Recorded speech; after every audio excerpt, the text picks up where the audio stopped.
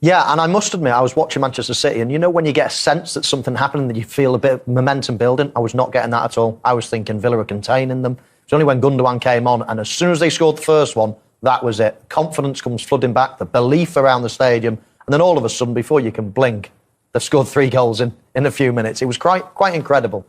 It wasn't their best performance by a long shot, but wow, have they got gears. Once they step up a gear, once they get that bit between their teeth, they're virtually unstoppable. And, I mean, it's been the most incredible season, incredible performances by them. To get into the 90 points on what we seem to be a consistent basis is quite stunning and staggering. And Pep Guardiola obviously needs a lot of credit. But it didn't feel like that for a long, long way. Manchester City fans will sleep well tonight.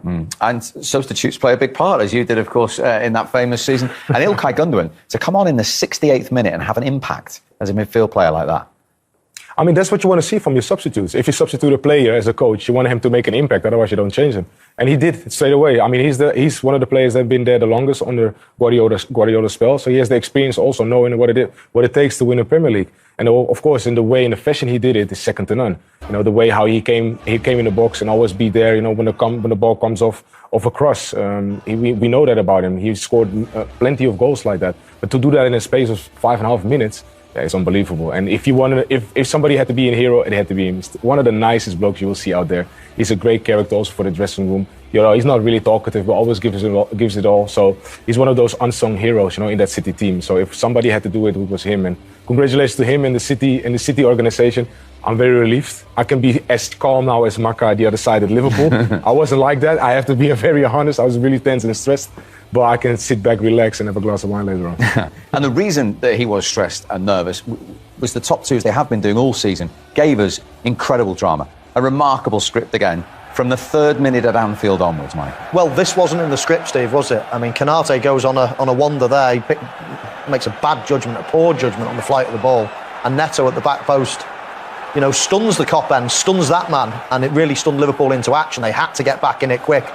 And they did. Thiago with a lovely little bit of vision, creativity.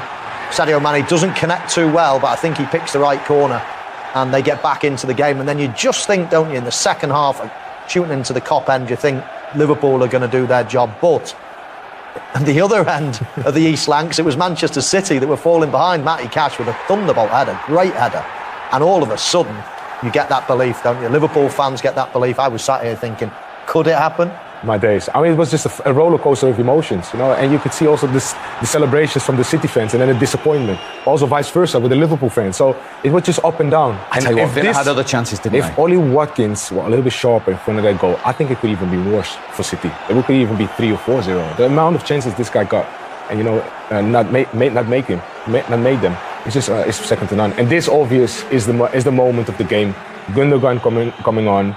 You know, having a straight up an impact in the game. But before that happened, Coutinho, look at that touch. I mean, this is typical Coutinho. The touch, the shot on goal, thinking that the player, thinking the goalkeeper, giving the goalkeeper the thought that he would go a far corner, but slots it in the short corner in the first post. Amazing. And then at this point, I really thought, I was fuming. I was like, this is it.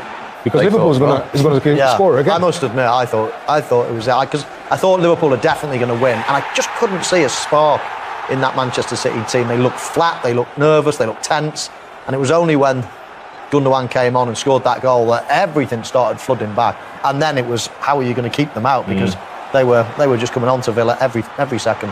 Yeah, and that's it. But you know, when you have the momentum, and what we're talking about, that spark, you need that spark in a game like that, and especially because you know that it is hard for you to score goals. And we see it with the second. And then obviously everything was open. I think Villa was done. There was game over for Villa. They were just with the backs against the wall. And it just took time for City to score the third one, because they knew Liverpool would win at Anfield. They needed to win.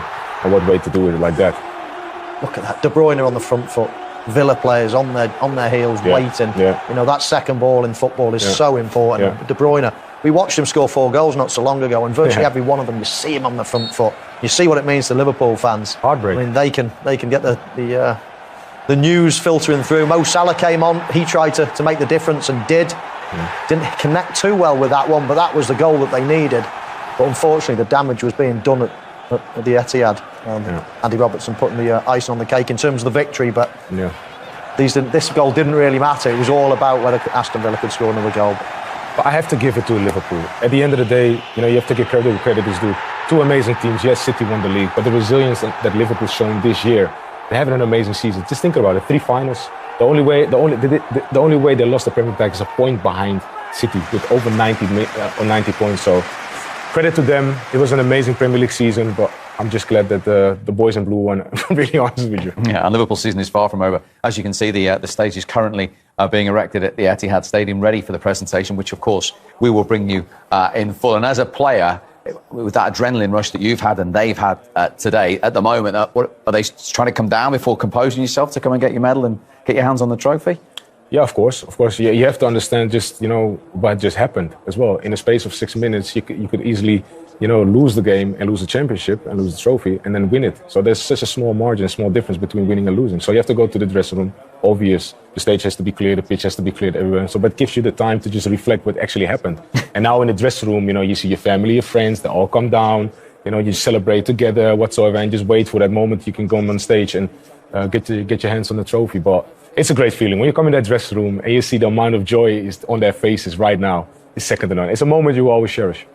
And of course, from Liverpool's point of view, the margins were so fine throughout the season, and even today at 2-0 up for Villa. Yeah, no, Steve, how they got this close is